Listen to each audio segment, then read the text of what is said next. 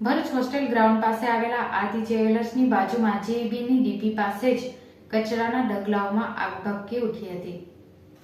સ્વચ્છ ભારતની ગુલબાંગો વચ્ચે ભરૂચના હોસ્ટેલ ગ્રાઉન્ડની બાજુમાં જ કચરાનો ઢગલો જોવા મળી રહ્યો છે અને આ વિસ્તારમાં થર્મોકોલ વેસ્ટ, પ્લાસ્ટિકની ખાલી થેલી, ગામના ઉકરડા અહીંયા ઠલવવાના હોવાના દ્રશ્યો સર્જી રહ્યા છે। આ ઉકરડા સમાન બંને વિસ્તારમાં આજ બપોરના સુમેર અચાનક આગ ભભૂકી ઉઠી હતી અને અફરાતફરીનો માહોલ ઊભો થયો હતો। જ્યારે આગ લાગવાની ઘટના જાણકારી ભરૂચ ફાયર વિભાગને થતાં ઘટના સ્થળે પહોંચી આગ ઉપર કાબૂ મેળવ્યો હતો। અહીં નોંધનીય બાબત એક છે કે ઉકરડા સમાન બનેલા રસ્તા ઉપર જ જેબીની ડીપી આવેલી છે અને કચરામાં ભભૂકેલી આગ જેબીના ડીપી સુધી જઈ પહોંચી હતી। કચરામાં આગ લાગવાની જાણકારી જેબીને થતાં જેબીના કર્મચારીઓ પણ ઘટના સ્થળે જ પહોંચ્યા હતા અને લાઇન બંધ કરવાની તજવીજ હાથ ધરી હતી।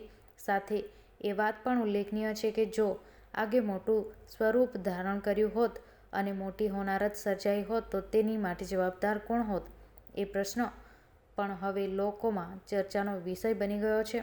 હાલ તો ઉકરડા સમાન બનેલા રસ્તાઓ પર કચરાના ઢગલા ભરૂચ નગરપાલિકાના સ્વચ્છ ભારત સ્વચ્છ ભરૂચની પોલ ખુલ્લી મૂકી દીધી છે।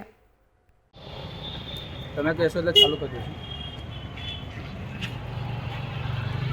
મારું નામ વિનોદ સોની છે, આરતી જ્વેલર્સમાંથી ઓનર બોલું છું। આ દર વખતે આગની પ્રોબ્લેમ આવે છે, કમસે કમ 5 થી 6 વાર આગ લાગી છે, પણ નગરપાલિકાવાળા જાગૃતિ નહીં થતા। એટલો બધો કચરો છે, એટલું બધું નિસંસ થાય છે ને એટલું નોનવેજ લોકો નાખી જાય છે।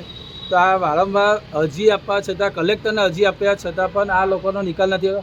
ને ડીબીમાં આગ લાગ્યા પછી બી એનો બ્લાસ્ટ થશે એની જવાબદારી નગરપાલિકાવાળા ઉઠાવશે। ને જીબીવાળાને બી ફોન કર્યો, ફાયર બ્રિગેડને ફોન કર્યો, હજી સુધી એ લોકો આવ્યા નથી। 15 થી 20 મિનિટ થઈ ગઈ છે। તો નગરપાલિકાને હું કહેવા માગું છું કે જેટલું બને એટલું આનો નિકાલ કરે। આ બહુ જ નિસંસનો પ્રોબ્લેમ આવે છે। 20 મિનિટ પછી આ ફાયર બ્રિગેડવાળા આવ્યા છે અને એટલું બધું આગ લાગી ગઈ છે તો દુકાનને બી અમારે જોખમ છે આ વસ્તુમાં।